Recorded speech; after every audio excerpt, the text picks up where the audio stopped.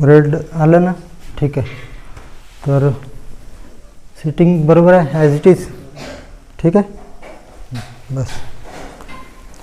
तो आज अपन पढ़ने जा रहे हैं प्रॉब्लम नंबर, कौन सा प्रॉब्लम शुरू है? Problem number 16. प्रॉब्लम नंबर पहले चैप्टर का नाम और बुक है पायल प्रकाशन का, पायल प्रकाशन 5th एडिशन है ना. Subject financial account, BCom 5th sem, Payal Prakashan 5th edition, subject financial account, BCom 5th sem. नहीं क्या? कौन सी यूनिवर्सिटी है अपनी? RTMNU, राष्ट्र संत तुकडोजी महाराज विद्यापीठ, कोई यूनिवर्सिटी बोलते हैं. और प्रॉब्लम नंबर 16, ठीक है. तो पढ़ो मेरे साथ आप भी. देखो अभी डायरेक्ट करेंगे आज प्रॉब्लम, हाँ पढ़ते पढ़ते, ठीक है ना. उसमें टाइम थोड़ा बच जाएगा अपना. प्रॉब्लम नंबर 16 आ सागर और पराग का है प्रॉब्लम, नहीं क्या? तो लिखो, क्या लिखेंगे पहले? Calculation of net asset, calculation of net asset for both the company, ठीक है. तो इधर 2 कॉलम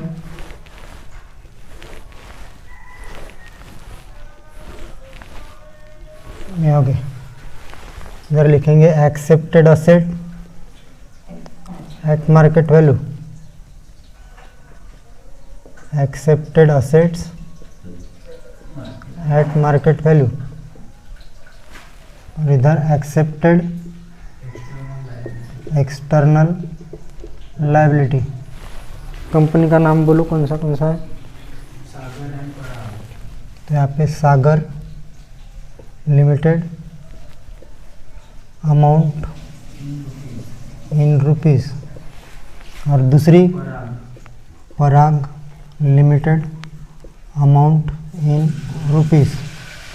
इधर भी Sagar limited, amount in rupees, Parag limited, amount in rupees. ठीक है, आपने लिख लिया? तो देखो, balance sheet of two company as on 31 March 2008. तो बैलेंस शीट दी है, बैलेंस शीट के नीचे पढ़ते हैं क्या है एडजस्टमेंट. अबो कंपनी डिसाइडेड टू अमलगमेंट, यानी दोनों कंपनी ने डिसाइड कर लिया. ॲग्रीड नहीं तो डिसाइड, ऐसा सेंटेन्स देते वहाँ पे. तो तयार झाल्या म्हणजे त्या दोन्ही कंपन्या कशासाठी? संमिश्रणासाठी. दोनों कंपनी आपस में मिलने के लिए रेडी है. कौन से डेट को? As on 31 March of 2008. And new company called Sangam limited. नई कंपनी जो रहेगी किस नाम से रहेगी? Sangam. Was form with the authorise capital of ₹25 lakh in share of ₹10 each. Underline कर लो ऑथराइज कैपिटल को. तो ऑथराइज रहेगा इस प्रॉब्लम में. जब भी अपन नए कंपनी की बैलेंस शीट अगर प्रिपेयर करने को बोला उन्होंने, तो नए कंपनी में ऑथराइज कैपिटल शो करके उसको 2 अंडरलाइन करके बंद करना. उसको टोटल में नहीं लेते हैं क्या? तो उसके बाद सागर लिमिटेड के बारे में बोला है. 6 share of ₹10 is fully paid in new company in exchange for every 5 share. Every 5 share को अंडरलाइन करो और 6 शेयर को भी अंडरलाइन करो. 6 शेयर को और एक्सचेंज फॉर एवरी 5 शेयर को. स्टार्टिंग में जो 6 शेयर दिया है उसको अंडरलाइन करो और बाद में एक्सचेंज फॉर एवरी 5 शेयर के पास हो गया. एंड कैश भी दे रहा है वो 10,000. And ₹10,000 in cash. तो ये पहली एडजस्टमेंट पीसी के बारे में है, लिख लो वहाँ पे पीसी के बारे में, फॉर पीसी या तो for the purpose of PC, for PC लिख लो ओनली। नेक्स्ट सेकेंड वाली adjustment, the debenture holder were to be, ये डिबेंचर के बारे में एडजस्टमेंट है। Debenture in new company being bearing interest at 7% per annum would bring the same amount of interest, ऐसी adjustment अपनी हो चुकी, ये भी पीसी के बारे में है, लिख लो फॉर पीसी। फिर पराग, पराग का क्या है, a share of ₹10 is fully paid in the new company in exchange for every 3 share of Parag limited. तो यहाँ पे 1 शेयर के पास अंडरलाइन कर लो और एवरी 3 शेयर के पास अंडरलाइन कर लो, 1 शेयर पहला और नेक्स्ट एवरी 3 शेयर, ठीक है। और कैश भी देने वाली है, कैश के भी पास अंडरलाइन कर लो, ये भी पीसी के बारे में एडजस्टमेंट है। Next, the debenture holder were allot the debenture to be allotted such debenture in new company bearing interest at 7% per annum at would bring the same amount of interest, ऐसी भी adjustment हो चुकी है अपनी। तो यहाँ पे भी फॉर पीसी के लिए ही है, फॉर पीसी मतलब ये पूरा दोनों एडजस्टमेंट सागर की और दोनों एडजस्टमेंट पराग की, ये पीसी के ही बारे में है। The new company took over all the assets and the liability of both the two existing company, यानी दोनों कंपनी के असेट और लाइबिलिटी टेक ओवर कर ली है, ऐसा सेंटेंस है वहाँ पे। The amount of bank overdraft has been paid off immediately after amalgamation, तो ये परचेसर के बुक्स में जर्नल एंट्री या बैलेंस शीट करते वक्त काम में आएगा। तो वहाँ पे journal entry and balance sheet ऐसा लिख लो, journal entry and balance sheet for purchaser ऐसा लिख लो। देखो, journal entry and balance sheet of purchaser, purchaser या बायर लिख सकते हैं आप, तो इसके काम में आएगा वो, ठीक है।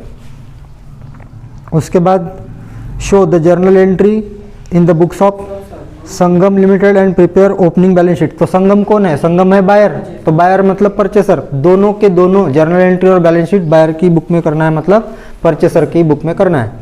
तो अभी असेट्स और लायबिलिटी तो पूरी ही लेने वाला है वो, इसलिए डायरेक्ट पूरी असेट्स और लायबिलिटी आप बताओ, जो फिक्टिशियस असेट होंगी वो छोड़ देंगे, और इंटेंजिबल असेट नहीं लेते अपन, गुडविल, उसका वैल्यूएशन अगर एडजस्टमेंट में बोला गया है तो लेते, नहीं तो ऑटोमेटिकली नेट पेमेंट का प्रॉब्लम होगा तो ऑटोमेटिकली गुडविल क्रिएट होती है, वहाँ से बैलेंस शीट से गुडविल नहीं लेना है कभी भी, हाँ। और क्या नहीं लेना है, फिक्टिशियस असेट। फिक्टिशियस असेट का एक बार नाम बोल दूँ कौन सी रहती, तो देखो, प्रिलिमिनरी एक्सपेंस है, profit and loss, discount on issue of share, discount on issue of debenture, और नहीं जनरल रिजर्व तो लायबिलिटी है, जनरल रिजर्व कहाँ से आ गई बीच में, फिक्टिशियस असेट बोल रहा हूँ मैं, यानी नुकसान वाल्या संपत्ती, कोणत्या संपत्त्या, नुकसान वाल्या। तो एक होता है अंडर राइटर कमीशन, यानी कमीशन बोले तो शेयर या डिबेंचर इशू करते वक्त अगर कमीशन देते हैं तो वो रहता है कमीशन। ऐसी 5 असेट आप फिक्टिशियस असेट आपको ध्यान में रखना है। तो अभी क्या करेंगे अपन, असेट लेंगे और लायबिलिटी। आप एक भी असेट मत छोड़ते जाओ और एक भी लायबिलिटी नहीं, मुझे बताते जाओ, मैं बताते जाऊंगा कि फिक्टिशियस असेट है या क्या है, और लायबिलिटी के वक्त भी पूरी बताते जाओ, तो आपको धीरे धीरे याद हो जाएंगी कि कौन सी इंटरनल है, कौन सी एक्सटर्नल लायबिलिटी है, कौन सी फिक्टिशियस असेट है, कौन सी इंटेंजिबल असेट है और कौन सी रियल असेट है जो अपन लेते हैं। इसलिए आप सारी बताओ, क्योंकि बुक तो मैं यहाँ पे रख दिया हूँ, बुक मेरे हाथ में नहीं रहता, और आप गलती करोगे तो प्रॉब्लम गलत होगा, इसलिए पूरा बता दिया, और मेरे साथ साथ आपको लिखना भी है। तो चलो बोलो, गुडविल इंटेंजिबल असेट है, इसको लेना नहीं है, ऑटोमेटिकली क्रिएट होती है। अगर एडजस्टमेंट में बोला तो लेते, लेकिन एडजस्टमेंट में बोला ही नहीं है गुडविल के बारे में, तो बोलो, लिखो फ्री होल्ड प्रॉपर्टी। लवकर लवकर माझ्यासोबत पण लिहत पण जा, क्या मेरे साथ लिखते भी जाओ। 4 लाख फर्स्ट कंपनी की है, 1,80,000 सेकंड की है। कंपेयर में बैलेंस शीट नहीं दी तो आप ऊपर नीचे देखते जाओ, क्या। Next, plant and machinery, plant and machinery 3,50,000। Next 1 lakh. Stock amounting to rupees 6,82,000 in Sagar limited, 1,62,000 in Parag limited. Next, sundry debtors amount receivable from whom person it is said to be debtor. Sundry किसको बोलते हैं? Sundry मतलब विविध, यानी बहुत सारे debtor रहते हैं ना, इसलिए उसको सन्ड्री लगाते हैं। 258,500। नेक्स्ट 95,000। नेक्स्ट सागर चेतन बैंक, सागर के इसमें है कितना? 337,500। और पराग के इसमें नहीं है क्या? तो उसमें डैश देना है। ठीक, नेक्स्ट असेट कंप्लीट हो गई। तो ऐसा देख लो, कभी कभी क्या होता है, ऊपर नीचे अगर बैलेंस शीट है कंपेयर में है तो पट से समझ में आता है, लेकिन अगर ऊपर बैलेंस शीट सागर की है और नीचे पराग की है तो हो सकता है कि सागर की इसमें जो असेट नहीं होगी एक आधी पराग की इसमें होगी, है ना। इसलिए देख लो सारी असेट पराग की भी होगी क्या? ठीक है। अरे एसेट में प्रॉफिट एंड लॉस है क्या? तो असेट में प्रॉफिट एंड लॉस तो बताया ही नहीं आपने। हाँ तो अभी बताया, लेकिन पहले तो खत्म हो गई बोले। तो प्रॉफिट एंड लॉस असेट वाला जो रहता उसको फिक्टिशियस असेट बोलते। तो फिक्टिशियस असेट कभी भी एक्सेप्ट नहीं करता परचेसर, क्या? इसलिए उसको एक्सक्लूड करेंगे। एक्सक्लूड मतलब छोड़ देंगे उसको। वो शेयर होल्डर के अकाउंट को ट्रांसफर हो जाता है। वो लॉस है ना, कौन सहन करेगा उसको? लॉस बेयर करेगा शेयर होल्डर, इसलिए वो शेयर होल्डर के अकाउंट में ट्रांसफर होता है, सेलर के इसमें। चलो बोलो आप लाइबिलिटी, आप छोड़ते मत जाओ प्लीज, एक भी असेट या लाइबिलिटी छोड़ते मत जाओ, फिक्टिशियस रेट चाहे कुछ भी रहे उसके बारे में मैं डिस्कस करता हूँ ना। चलो बोलो लाइबिलिटी में बोलो। तो शेयर कैपिटल इंटरनल लाइबिलिटी है, यहाँ नहीं आएंगी, शेयर होल्डर के अकाउंट में ट्रांसफर होगी। और बोलो शेयर प्रीमियम भी internal liability, share holder account में ट्रांसफर होगी। Next general reserve internal liability है, वो भी शेयर होल्डर अकाउंट में ट्रांसफर होगी। नेक्स्ट प्रॉफिट एंड लॉस भी इंटरनल लाइबिलिटी है, शेयर होल्डर अकाउंट में ट्रांसफर होगी। नेक्स्ट तो 8% डिबेंचर जो है वो अपन एक्सटर्नल लाइबिलिटी यहाँ लेते, लेकिन उस पर अगर एडजस्टमेंट नहीं होती तो एडजस्टमेंट में बोला गया है कि न्यू कंपनी ओल्ड कंपनी के लिए डिबेंचर होल्डर के लिए डिबेंचर इशू कर रही है ना। तो सेम इंटरेस्ट जितना आ रहा है उतना ही आने के लिए वो कितना तो भी परसेंट दे रही है, अपन देखेंगे एडजस्टमेंट में। तो पीसी के वक्त वो काम में आएगा, यहाँ पे नहीं लेंगे। अगर वो एडजस्टमेंट नहीं रहती तो डिबेंचर भी एक्सटर्नल लाइबिलिटी है, यहाँ पे लेते, फिलहाल उसको छोड़ देंगे। बोलो नेक्स्ट सन्ड्री क्रेडिटर लिखो यहाँ पे, सन्ड्री क्रेडिटर एक्सटर्नल लाइबिलिटी है।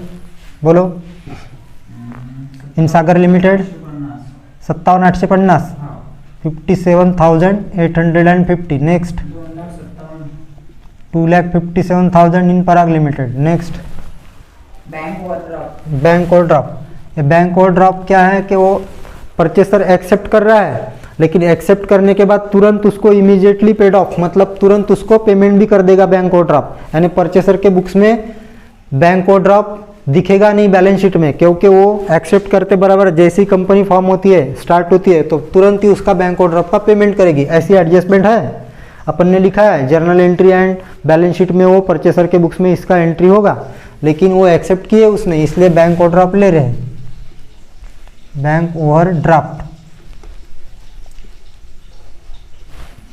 तो दोनों केस में है या एक ही केस में? बोलो सागर के इसमें डैश दो, पराग के इसमें कितना है?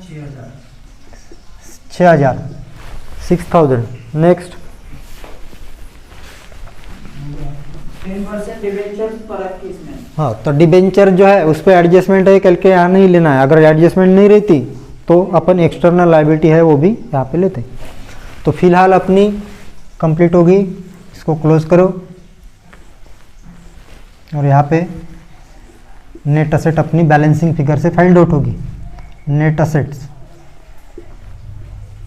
इसको बॉक्स करना पेंसिल से ताकि समझ में आता है कि ये बैलेंसिंग फिगर है। तो निकाल लो आप बैलेंसिंग फिगर से कितनी नेट असेट पहले की आ रही है और दूसरे की कितनी आ रही है।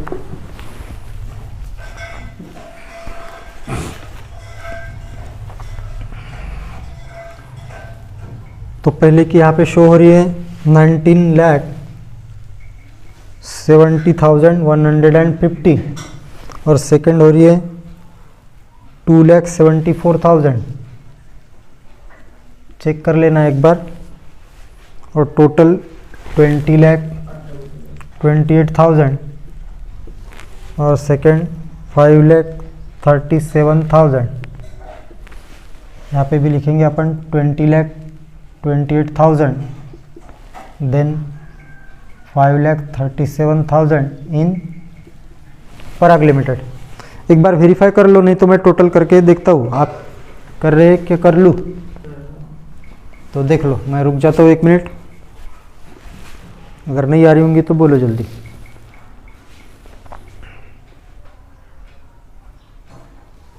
ठीक है,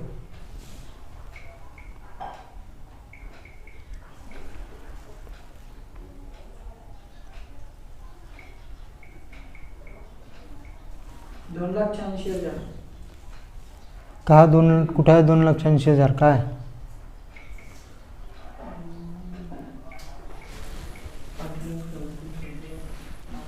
कौन सा नहीं आ रहा बताओ? पराग का नहीं रहा, सागर का बराबर है। सागर का ये नेट असेट करेक्ट है, टोटल भी बराबर है, इसका नहीं आ रहा। तो देखो एक बार देखते हैं, मैं करके देखता हूँ। देखो 1,80,000 प्लस यहाँ पे दोनों की टोटल करके 2,62,000 कर लेता हुआ, plus 2,62,000, next 95,000 plus 95,000 is equal to कितना आ रहा है? 5,37,000 टोटल बराबर है। और इसमें से माइनस करेंगे ये टोटल सही है, फिर माइनस क्या करेंगे अपन? 2,56,700 minus 6,000 is equal to 2,74,000। Correct तो है, सही है। अब मोबाइल पे टोटल करते हैं इसलिए जल्दी नहीं आती। ये लो कैलकुलेटर से करते जाना, और कैलकुलेटर जल्दी परचेस कर लो। कैलकुलेटर की प्रैक्टिस नहीं होंगी तो फिर प्रॉब्लम होगा यूनिवर्सिटी के एग्जाम में। ठीक है, तो अब क्या करेंगे अपन? नेट असेट तो अपनी बन गई, अब करेंगे कैलकुलेशन ऑफ पीसी, नहीं क्या? लिखो कैलकुलेशन ऑफ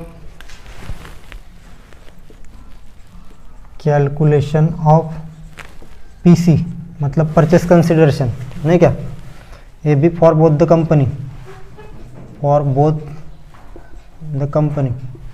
दोनों कंपनी का पीसी का कैलकुलेशन करेंगे। तो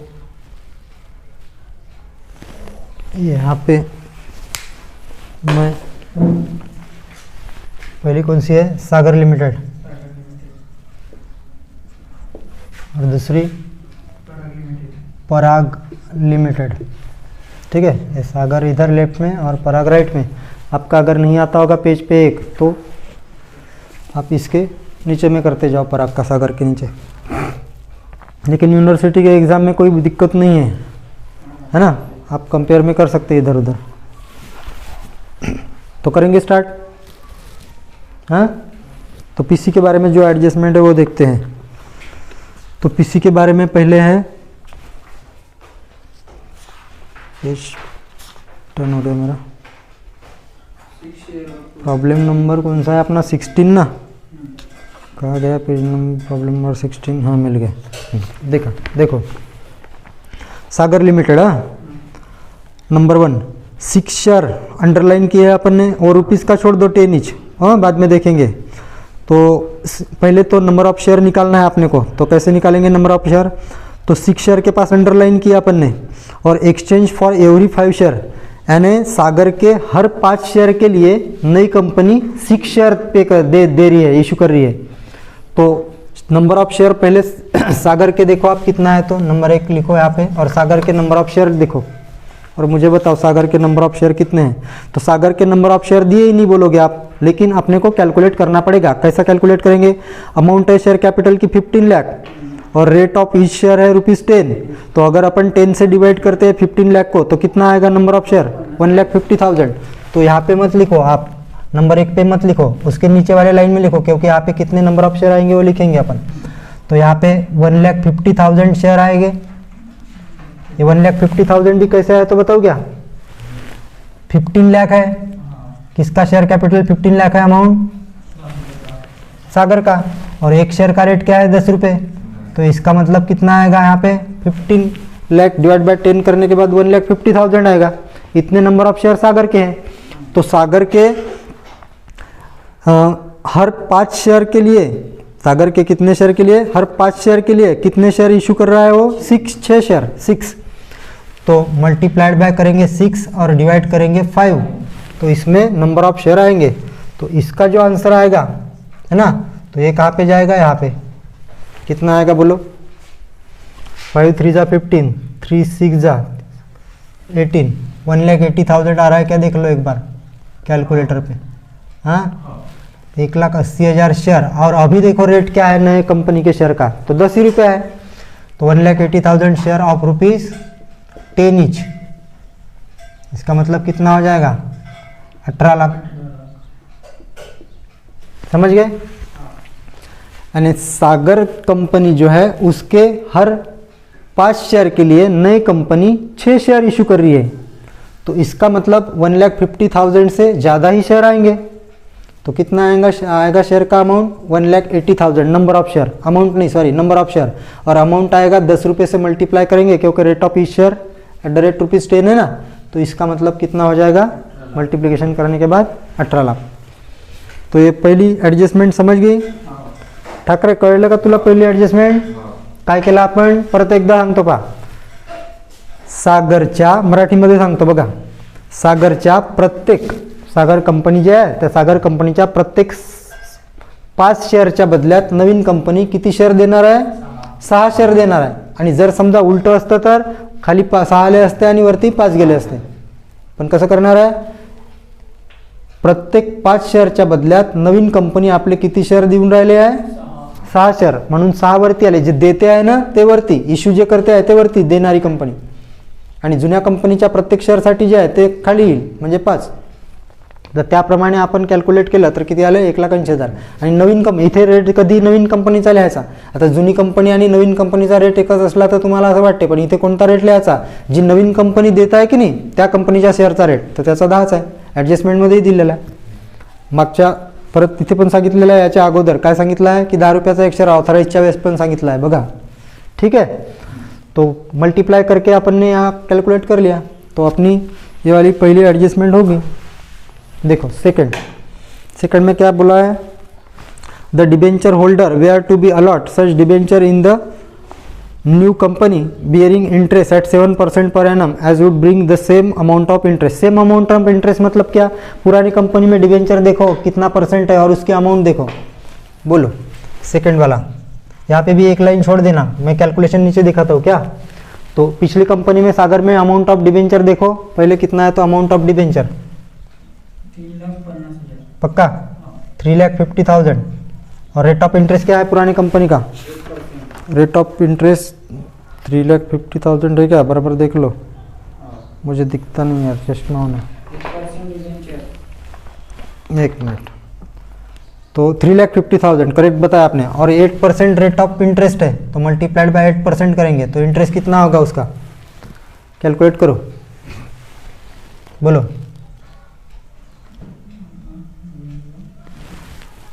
जल्दी करो. 28 की 28,000 28,000 येईल. 28 कसं येईल रे? बघ कॅल्क्युलेटर लवकर घ्या तुम्ही, मलाही कॅल्क्युलेटरची आवश्यकता असते. मी काय करू रॉंग झालं तुमचं तर? हां करा. हे 3,50,000 मल्टीप्लाइड बाय 8 आणि टक्केची बटन प्रेस करा. किती येते बघा. नाही बघून घ्या, नाही तर म्हणून तुम्ही 2800 म्हणाले होते. येते का 28,000?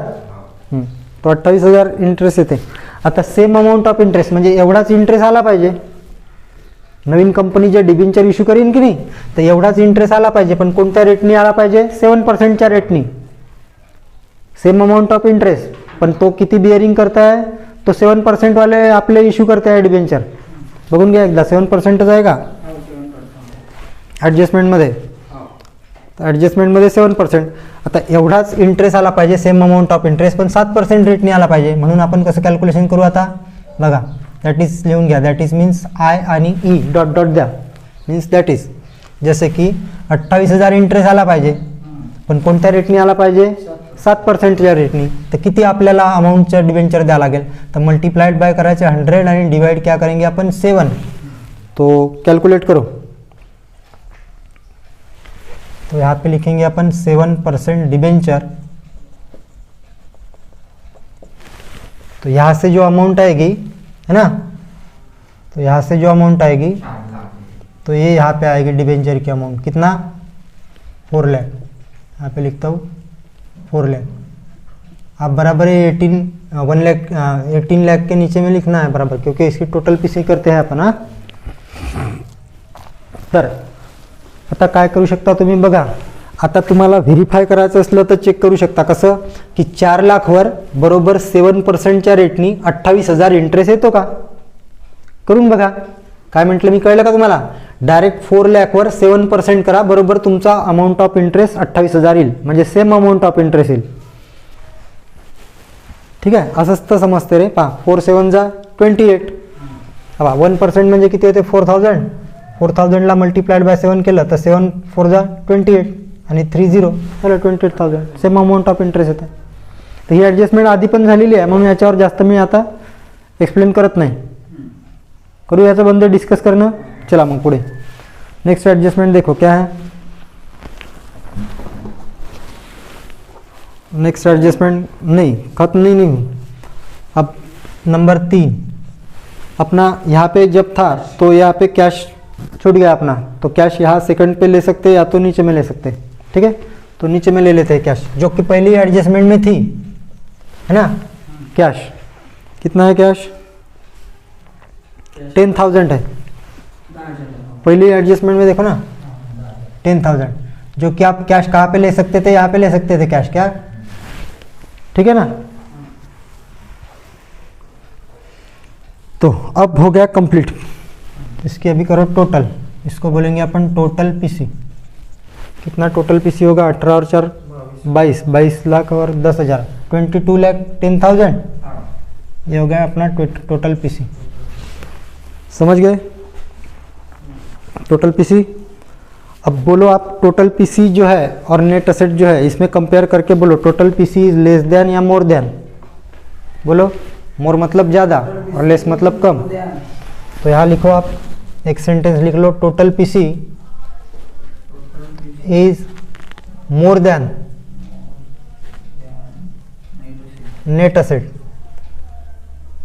देयरफॉर, इसलिए क्या होगा, गुडविल या कैपिटल रिजर्व, तो यहाँ पे गुडविल बनेगी। गुडविल इज इक्वल टू क्या होगा formula, PC minus net asset, PC minus net assets. तो इज इक्वल टू के नीचे पर से इज इक्वल टू दे दो। पीसी कितना है अपना 22,10,000 माइनस नेट असेट है 19,70,150, नहीं रॉन्ग हो गया कुछ तो भी मेरा, 19,70,150 है ना, 19,70,150। ठीक है, तो माइनस करके गुडविल कितना आएगा बोलो, करो माइनस।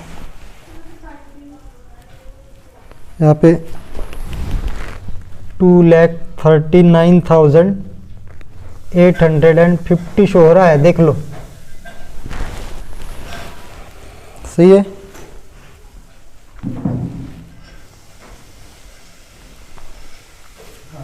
किती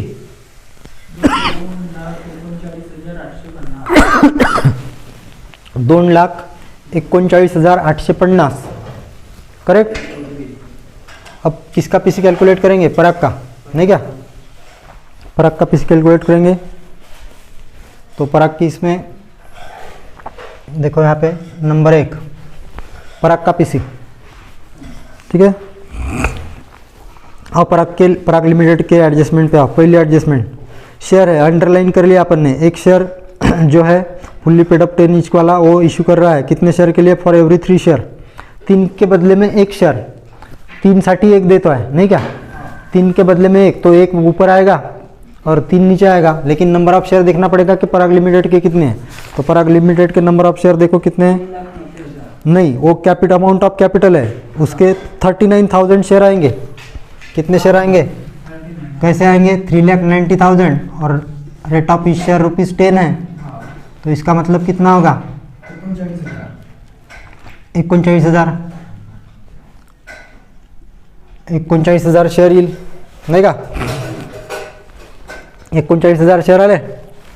आता हे 39,000 शेअर जे आले हे असंच कॅल्क्युलेशन दाखवू का तिथे पण. तर मग हे इथे खाली न करता वरती करतो. इथे किती शेअर आले आपले 39,000. ठीक आहे. नंबर ऑफ शेअर किती आले 39,000. आणि आता मल्टीप्लाइड बाय किती डिवाइड बाय किती करावं लागेल आपल्याला ॲडजस्टमेंटमध्ये. या एक शेअर देता है 3च्या बदल्यात नाही का. तो ऊपर आएगा 1 और नीचे आएगा 3 और इसका जो आंसर आएगा वो यहाँ पे नंबर ऑफ शेयर आएगा.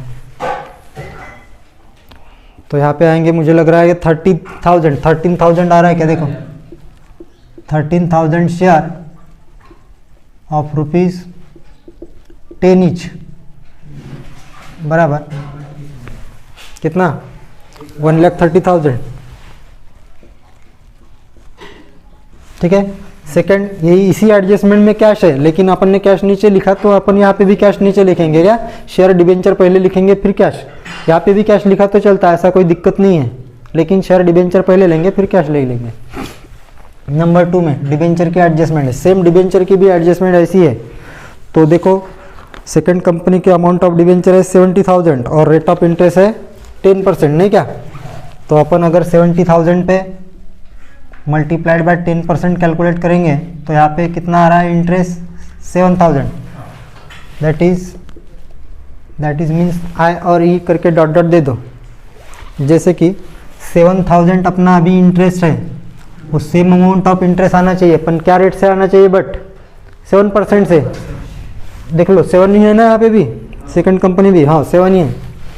तो ये 7,000 7% से आना चाहिए. तो अमाउंट कितना देना पड़ेगा अपने को डिबेंचर की. तो इसका जो आएगा यहाँ पे अमाउंट में चला जाएगा कितने के डिबेंचर होंगे. तो यहाँ पे लिखेंगे अपन 7% डिबेंचर तो 1 लाख आएगा. ऐसी ओरली कैलकुलेट किया तो समझ में आता है. कैलसी पे ज़रूरत नहीं. अब चेक भी कर लेंगे वेरीफाई करने के लिए. अगर 1 लाख पे अपन अभी 7% कैलकुलेट करते हैं तो सेम अमाउंट ऑफ इंटरेस्ट आएगा. ठीक है. थर्ड नंबर में लेंगे कैश जो कि फर्स्ट एडजस्टमेंट में ही थी कैश लेकिन शेयर डिबेंचर पहले लिया अपन ने. अभी लेंगे अपन कैश. तो कैश कितना दे रहा है उसको देखो. पीसी में कैश दे रहा है एडजस्टमेंट नंबर 1 में 5,000 5,000. अब इसको भी यहाँ टोटल पीसी टोटल करेंगे तो 2,35,000 टोटल कर लो एक बार. आ रहा है क्या बराबर 2,35,000 130 + 1 मतलब 230 + 5,000 2,35,000. ठीक है. अब यहाँ पे भी क्या करना है अपने को पीसी. अब यहाँ पे कंडीशन कैसी है टोटल पीसी कम है अभी है ना. तो क्या बोलेंगे total PC is less than net asset. Total PC is less than net asset. Therefore अब क्या बनेगा. अब क्या क्रिएट होगा अब में हाँ कैपिटल रिजर्व क्रिएट होगा. तो यहाँ पे लिखो कैपिटल रिजर्व बराबर. फार्मूला कैसा बनेगा उल्टा बनेगा. मतलब net asset minus purchase consideration shortcut में पीसी. तो नेट असेट कितनी है अपनी 2,74,000 माइनस पीसी है टोटल 2,35,000 इज इक्वल टू करो माइनस 35 35 70 35 आणि 4 39 39,000 आ रहा है क्या देख लो एक बार.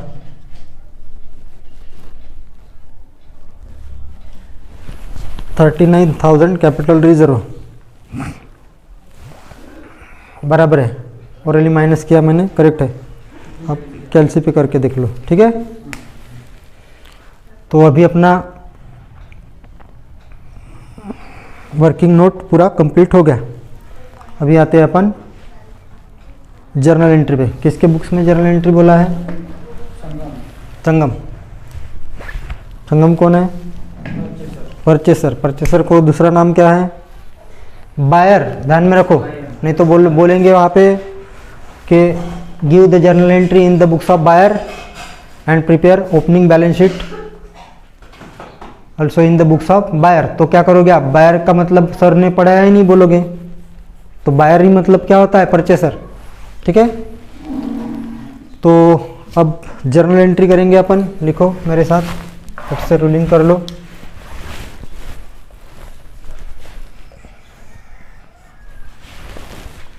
Journal entries in the books of, क्या है परचेसर का नाम, Sangam. Journal entries in the books of Sangam limited. ये बोर्ड में आ रहा है क्या, एक बार देख लो थोड़ा पढ़ी, ये वाला, ये इधर का, पक्का?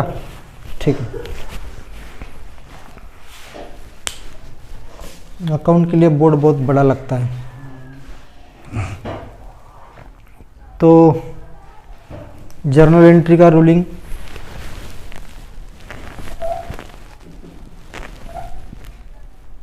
अमाउंट के 2 column,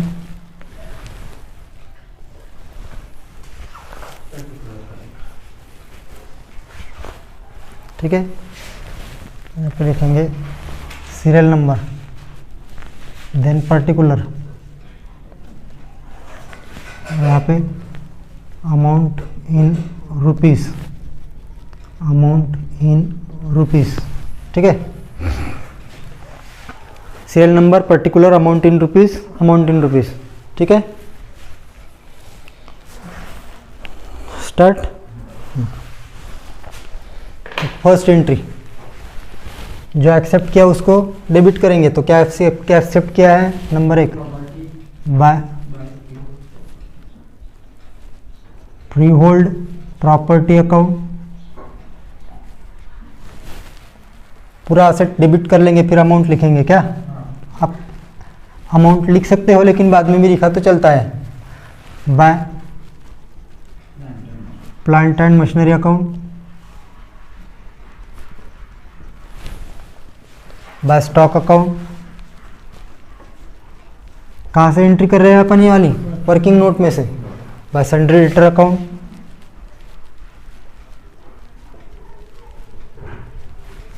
next by bank account, amount लिखेंगे अभी, है ना, 4 लाख, 3,50,000, 6,82,000,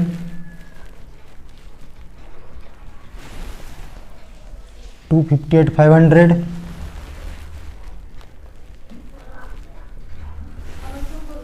और लास्ट इज 3,37,500, 3,37,500। ठीक है, इसके बाद डेबिट करने के बाद ये वाली असेट यहाँ से क्या करते हैं, तुरंत अपन देखते हैं पीसी के नीचे गुडविल है या कैपिटल रिजर्व। गुडविल है तो डेबिट करेंगे, और कैपिटल रिजर्व है तो क्रेडिट। तो क्या है यहाँ पे, गुडविल है, पहले कंपनी में गुडविल है, दूसरे में कैपिटल रिजर्व है, लेकिन पहली चल रही है अभी। तो पहली चल रही तो क्या करेंगे, गुडविल। गुडविल को क्या करेंगे, डेबिट। तो ये अपने नोटबुक में रेड पेन से या दूसरे कोई पेन से शो करना, या तो फिर डार्क करना, लेकिन एग्जाम में नहीं करना यहाँ पे, इसलिए क्योंकि अपने को पता होना चाहिए कि तुरंत अपने को यहाँ दिखना पड़ता है गुडविल है या कैपिटल रिजर्व। गुडविल है तो डेबिट, और कैपिटल रिजर्व है तो क्रेडिट। थोड़ा सा अलग पेन से किया तो अच्छा रहता है, लेकिन एग्जाम में मत करना। हाँ, एग्जाम में एक ही पेन से, और डार्क नहीं करना, कुछ भी नहीं करना होगा तो पेंसिल से उसको अंडरलाइन कर लेना, इंपॉर्टेंट है ये। हाँ, बाय गुडविल अकाउंट डेबिट, वहाँ पे गुडविल मैंने शॉर्टकट में लिखा, कैसा, ऐसा लिखा गुडविल, लेकिन यहाँ पे लिखते हो पूरा लिखना। क्या वर्किंग नोट में चलता है ऐसा, लेकिन यहाँ पे पूरा लिखना एंट्री में। गुडविल का spelling GOODWILL, goodwill. Goodwill account intangible asset है ये। क्या कितना अमाउंट है, 2,39,850, 2,39,850, 239,850, 2,39,850। देन अब क्या करेंगे, क्रेडिट की है अभी, है ना। क्रेडिट में क्या आएगा, सबसे पहले तो जो एक्सटर्नल लायबिलिटी एक्सेप्ट किए वो लिखेंगे। तो यहाँ पे लिखो टू सन्ड्री क्रेडिटर अकाउंट, यहाँ पे DR लिख लो पूरा, है ना, DR। ये पूरा क्या हो गया, DR हो गया, DR। और to sundry creditor account, to sundry creditors account. तो CR नहीं लिखते यहाँ पे, हाँ, क्रेडिट है वो, लेकिन CR नहीं लिखते, डायरेक्ट अमाउंट के कॉलम में CR में दिखा देंगे। कितना है?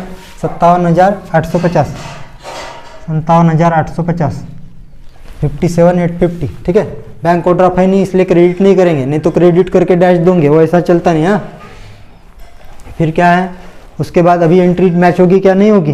इसके अलावा क्या करना पड़ेगा? जिसका भी बिजनेस अपन ने परचेस किया तो उसको अकाउंट को क्रेडिट करना पड़ेगा। तो किसका किया अपन ने?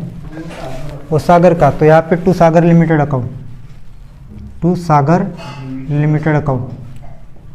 तो का कौन से अमाउंट से एंट्री करेंगे? पीसी के, टोटल पीसी जितना है उतना, 22,10,000, 22,10,000। ठीक है, 22,10,000 में नरेशन क्या लिखेंगे? Being business purchase of Sagar limited. Sagar लिमिटेडचा व्यवसाय खरेदी केल्याबद्दल, सागर लिमिटेड का व्यापार खरीदने हेतु। ठीक है, नेक्स्ट सेकंड एंट्री क्या करेंगे? ये हो गई फर्स्ट वाली। हाँ, सेकंड अभी पेमेंट ऑफ पीसी करेंगे अपन। तो पेमेंट ऑफ पीसी के लिए क्या करेंगे? पेमेंट ऑफ पीसी के लिए करेंगे entry upon debit the purchaser, मतलब क्या होगा? बाय सागर लिमिटेड अकाउंट डेबिट, बाय सागर लिमिटेड अकाउंट डेबिट होगा। वही अमाउंट से होगा, ये वाले पीसी के 22,10,000। उधर देखने की जरूरत नहीं, यहीं पे दिख जाता है कितना है तो पीसी क्या। और जो अभी पेमेंट करेंगे उसको पीसी का, तो यहाँ पे देखना है कैलकुलेशन ऑफ पीसी में, है ना। तो क्या क्या दे रहे हैं अपन? शेयर दे रहे हैं, डिबेंचर दे रहे हैं और कैश भी दे रहे हैं। तो यहाँ लिखेंगे अपन टू शेयर कैपिटल अकाउंट। लिखा कैसा जाता है? अपनी खुद के हैं तो शेयर कैपिटल, क्योंकि लायबिलिटी में अपने बैलेंस शीट में शेयर कैपिटल दिखेगा ना। तो टू शेयर कैपिटल अकाउंट कितना? 18 लाख। और डिबेंचर दे रहे क्या रेट के? 7%। तो यहाँ पे लिखेंगे टू 7% डिबेंचर अकाउंट। कितना? 4 लाख। अमाउंट ऑफ डिबेंचर है 4 लाख। और उसके बाद में टू यहाँ पे कैश ऑब्लिक बैंक लिख सकते हैं, ओनली बैंक भी लिखा तो चलता है। कितना? 10,000। नरेशन लिखेंगे बीइंग, बीइंग म्हणजे बद्दल। हाँ, being payment of PC to Sagar limited. Sagar का एस कैपिटल लिखना रे बा। Being payment of PC to Sagar limited. ठीक है, होगी सेकंड एंट्री। उसके बाद थर्ड एंट्री। अब थर्ड वाली एंट्री ओरली बताओ आपको, लिखोगे? क्योंकि यही से लेना है, सिर्फ बैंक नहीं है उसमें, है कि नहीं? है कि बैंक नहीं है? तो आप लिखो और अमाउंट वाली लिखना है। फटाफट हो गया होगा तो रुकता हूँ, नहीं तो समझो। लिखो by freehold property account debit, by freehold property account debit,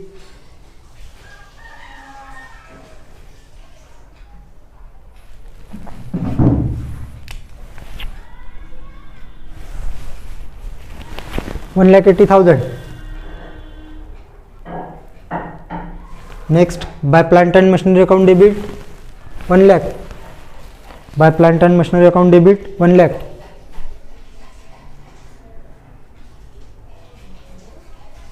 next by stock account debit 1,62,000, by stock account debit 1,62,000।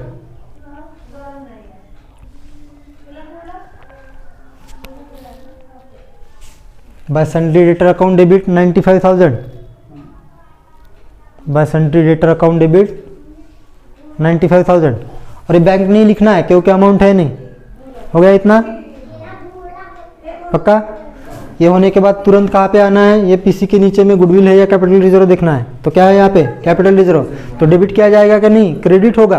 Capital reserve है तो क्रेडिट, रेड पेन से लिखो यहाँ पे to capital reserve account credit. क्या लिखोगे?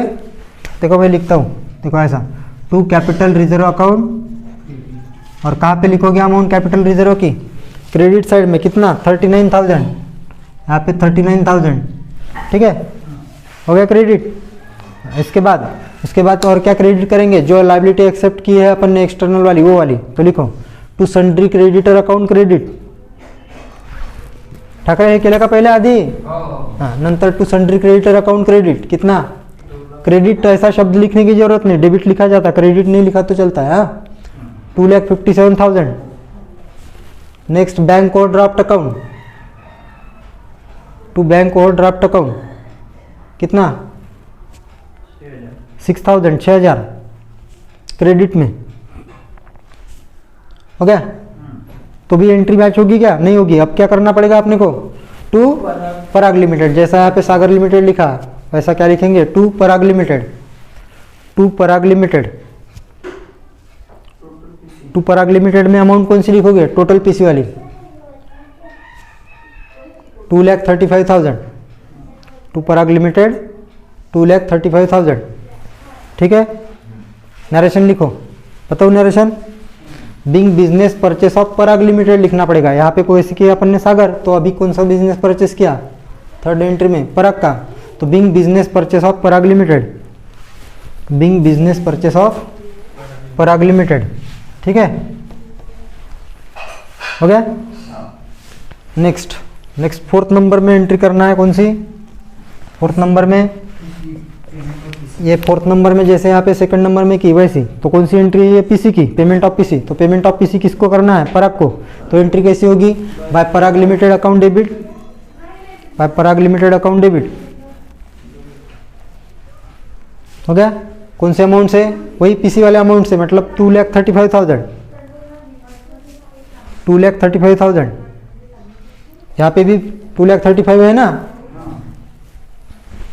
जैसा यहाँ पे थर्ड वाले एंट्री में यहाँ पे होगा ना आपका, देख लो एक बार, थर्ड वाले एंट्री में यहाँ पे 2,35,000 लिखा क्या आपने, तो वही अमाउंट आएंगी पीसी की, अभी 2,35,000 लिखा डेबिट, और क्रेडिट क्या करोगे, जो दे रहे हैं अपन वो, तो क्या दे रहे हैं पीसी में उसको लिखो, to share capital account 1,30,000, to 7% debenture account 1 lakh, और to cash oblique bank account 5,000।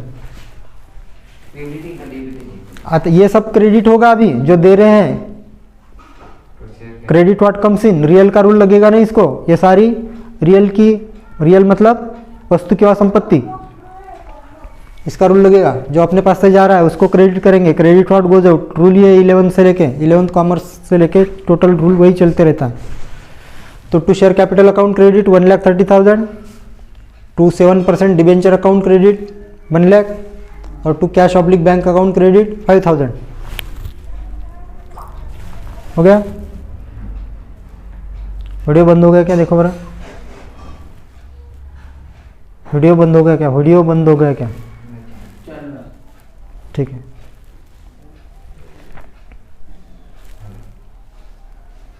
हो गया।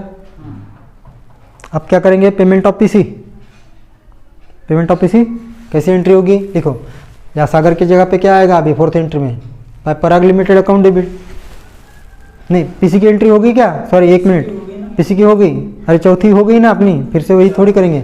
तो अभी और एक एंट्री है, बताओ एडजस्टमेंट में बोला गया है क्या, हाँ नहीं, और एक एंट्री होनी है वाली है, वही तो बोल रहा हूँ, एडजस्टमेंट में बोला है, एक एंट्री कर लो, फिर जाओ कर लो एक एंट्री से कुछ नहीं बिगड़ता। कौन सी एंट्री, वो पेमेंट करेगा किसका, तुरंत बैंक ओवरड्राफ्ट का, तो बैंक ओवरड्राफ्ट के पेमेंट के लिए एंट्री करना है, लिखो by bank overdraft account debit,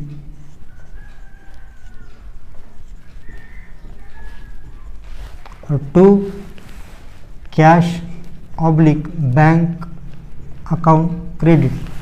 तो कितना बैंक ओवरड्राफ्ट है, तीसरे एंट्री में दिखेगा आपको, या तो यहाँ पे भी दिखेगा 6,000 बिंग बैंक ओवरड्राफ्ट जर एका सेशन दिलं तरी नवीन एंट्री होती का, पेमेंट ऑफ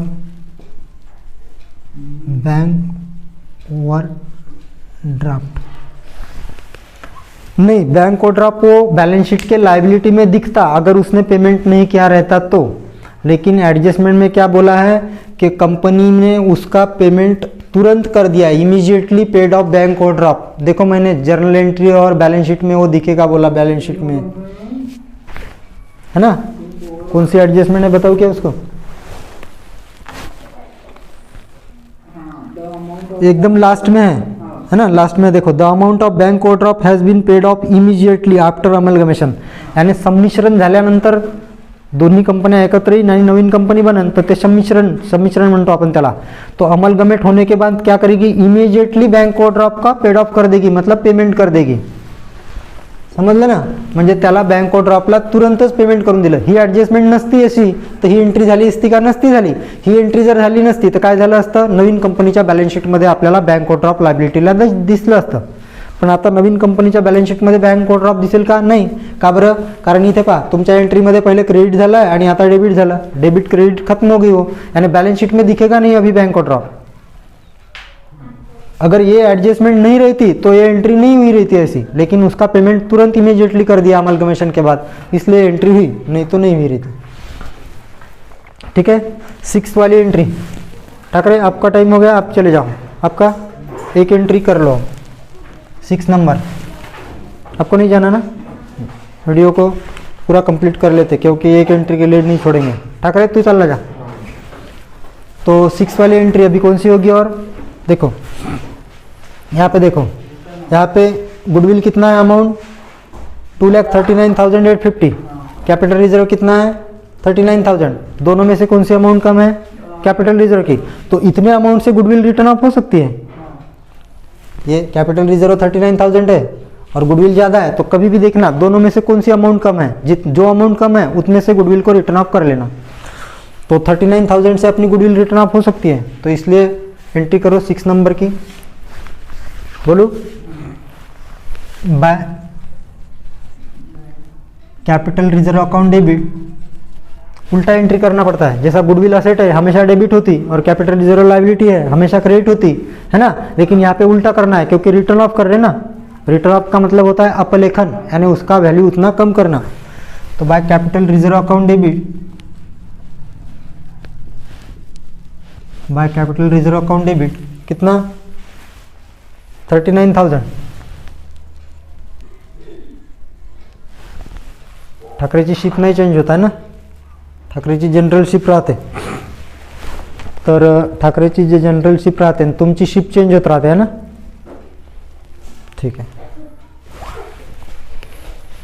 तो टू गुडविल अकाउंट क्रेडिट कितना? 39,000. Narration being goodwill return. तो वीडियो शुरू हो गया, देख लो एक बार. तो by capital reserve account debit कितना हो रहा है? वीडियो बंद हो गया था थोड़ा, देख लो. By capital reserve account debit और गुडविल अकाउंट क्रेडिट नरेशन लिख रहे थे अपन. हाँ, वीडियो बंद हो गया था, देखो कंटिन्यू में. Being goodwill return of from capital reserve, being goodwill return of from capital reserve. ठीक है. ये अपनी लास्ट एंट्री. अभी इसके बाद भी एंट्री होती कौन सी? इसके बाद मतलब इसके पहले होती, ये लास्ट में होती.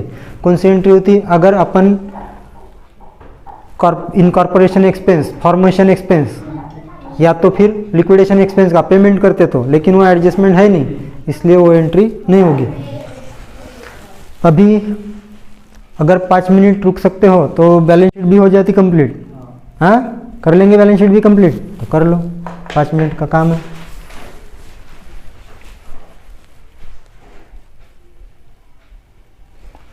ये हटा देता हूं मैं अगर.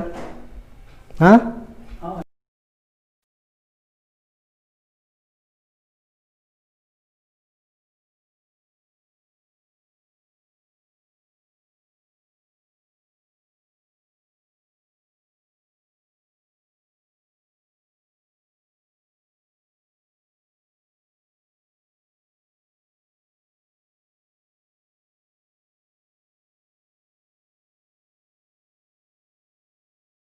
काय म्हणते?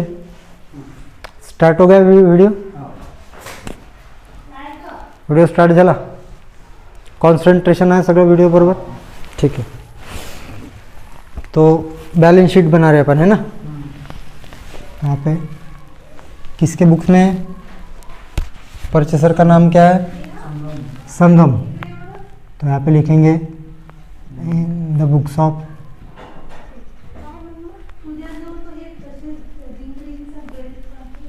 संगम लिमिटेड, नहीं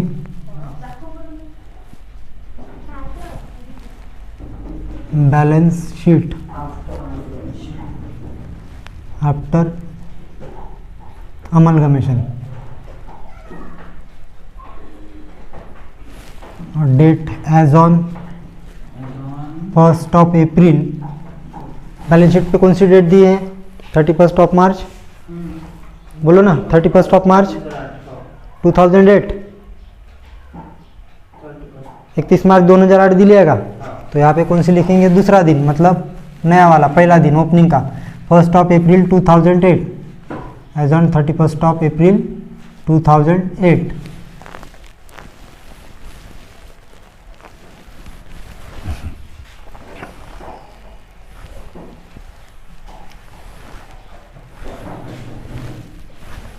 यहाँ पे लिखेंगे लाइबिलिटी,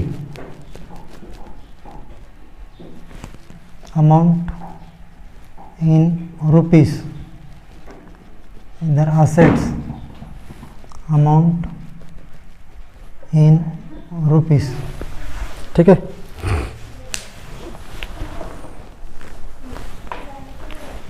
तो कोई भी साइड से स्टार्ट कर सकते हैं इसको। तो अपन लाइबिलिटी से स्टार्ट करेंगे। लाइबिलिटी में देखो क्या आएगा? शेयर कैपिटल आएगा। तो 1,80,000 और 13,000 कितना हो जाएगा? 81 और 13 1,93,000। तो ये पहले ऑथराइज शेयर कैपिटल लिख लेंगे, नहीं क्या? Authorise share capital, authorise share capital. ठीक है। तो authorise share capital, authorise share capital कितना है? देखो 25 लाख। नंबर ऑफ शेयर कितने होंगे फिर? 2,50,000।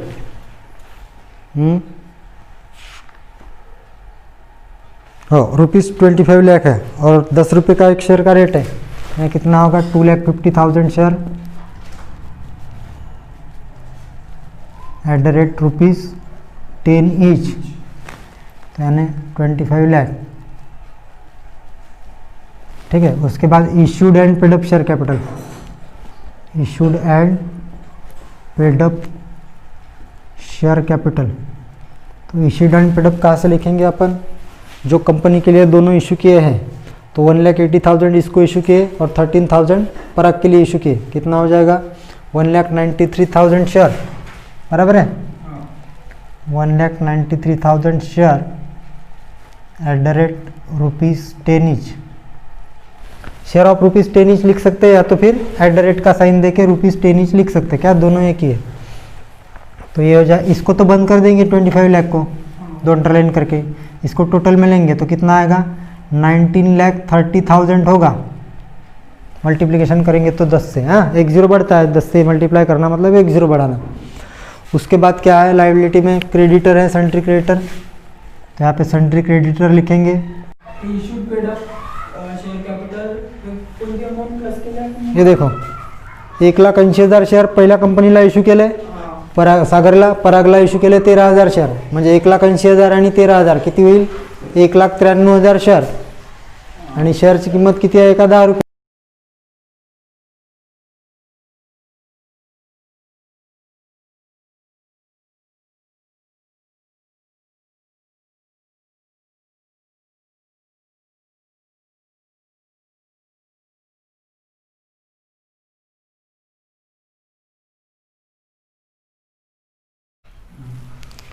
तो issued and paid up share capital होने के बाद क्या करेंगे? Debenture, 7% debenture, 7% debenture. तो 7% डिबेंचर कितना होगा? 4 लाख, और ये यहाँ पे 1 लाख यानी 5 लाख, 5 लाख डिबेंचर, 5 लाख। डिबेंचर के बाद क्या करेंगे अपन? ये एक्सटर्नल लायबिलिटी जो एक्सेप्ट की, तो दो एक्सटर्नल लायबिलिटी है। एक है सन्ट्री क्रेडिटर, सन्ट्री क्रेडिटर कितना अमाउंट होगा? टोटल करो दोनों का, 257 2,57,000 और ये पहला वाला 57,850, बोलो कितना होगा? 850 और यहाँ पे 7 7 होगा 14, 14 का 4 कैरी आया 1 3,14,850 और 5 5 10 10 और 1 11 का 1 आएगा कैरी 1 कितना? 3,14,850 2 + 1 मतलब 3, 3,14,850. आणि एक इम्पॉर्टंट गोष्ट पहा, मी म्हटलं होतं की बँक ओव्हरड्राफ्ट आहे इथे, बँक ओव्हरड्राफ्ट इथे लिहायचे का नाही, का बरं? कारण आपण त्याला पेमेंट करून टाकलं. बँक ओव्हरड्राफ्ट एक्सेप्ट केलं आणि लास्टवाल्या एंट्रीमध्ये पहा आपण त्याचं पेमेंट करून टाकलं. पेमेंट केल्यामुळे काय होईल? बँक ओव्हरड्राफ्ट आता आपली लायबिलिटी राहणार नाही, म्हणजे लायबिलिटी संपली आपली. राहिली गोष्ट आता असेट साईड. तर असेट्सला आपण कंप्लीट करू आता. फ्री होल्ड प्रॉपर्टी, यहाँ पे लिखो free hold property. Free hold एक ही सेंटेंस है, हाँ. Free hold property total 4 lakh plus 1,80,000 5,80,000 होगा, 5,80,000. नेक्स्ट क्या है? Plant and machinery. Plant and machinery 3,50,000 आणि 1 लाख म्हणजे होईल 4,50,000, 4,50,000. नेक्स्ट स्टॉक, तो यहाँ पे स्टॉक कितना? 6,82,000 आणि 1,62,000 म्हणजे 8 लाख समथिंग काही होईल पहा. 8,44,000 होईल बहुतेक, मला असं वाटते अंदाज. पहा लवकर, 8,44,000 होते का?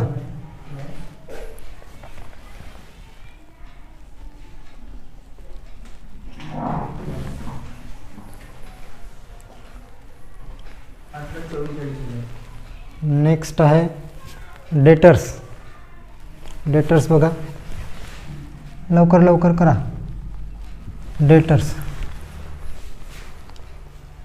2,58,500 आणि 95,000, 2,58,500 and 95,000. बोलो 500 और उसके बाद है 8 आणि 14. हाँ 3,53,500. पक्का क्या? मैं तुम्हारे भरोसे पे हूँ. हाँ मैं एकदा बघून घेतो. 500 ठीक आहे. नंतर 8 5 13 3 कॅरी आला 1 6 6 आणि 9 6 आणि 9 किती होईल? 15 15 5 कॅरी 1 3, बरोबर है. ठीक है लेटर. उसके बाद में ये बैंक इम्पोर्टेंट है. क्या इम्पोर्टेंट है? बैंक. इसलिए बैंक को रेड पेन से लिखता हूँ. देखो बैंक इम्पोर्टेंट क्यों है? बैंक कैश लिख सकते हैं या तो फिर बैंक लिख सकते हैं, आप दोनों में से. बघा आपण किती एक्सेप्ट केली आहे? 3,37,500. 3,37,500, 3,37,500. ठीक है. अभी अपन ने कैश का पेमेंट किया पीसी के वक्त. पहले को किया 10,000, दूसरे को किया 5,000, यानी इसमें से माइनस होगा 10,000, फिर से माइनस होगा 5,000. 10,000 and 5,000 minus from accepted bank, है ना. उसके अलावा और एक पेमेंट किया आपने, लास्ट वाली एंट्री. किसका पेमेंट किया अपन ने? बैंक ओवरड्राफ्ट का. कितना? 6,000. तो यहाँ पे माइनस फिर से 6,000. यहाँ पे जगह होगी तो यहाँ पे करो माइनस 6,000. और पूरा माइनस होने के बाद जितना बचेगा उतना अपने पास बैंक बैलेंस रहेगा. बोलो कितना?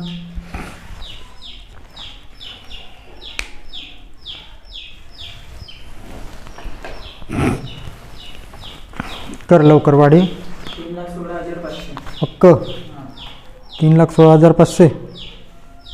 देख लो एक बार. 3,16,500 बरोबर. पण इथे प्रिंट मिस्टेक झालेली आहे. हां इथे दाखवलेलं आहे त्यांनी कॉमा बरोबर आहे 3,16,000 वर, पण नंतर 5,000 पूर्ण दाखवलं आहे. 3,16,500 ऐवजी 5,000 दाखवले. प्रिंट मिस्टेक है बुक में. तो 3,16,500 ही आएगा. 3,16,500. ठीक है. अभी इनकी टोटल करो. अगर अपनी टोटल टैली होती है तो पूरा प्रॉब्लम सही है.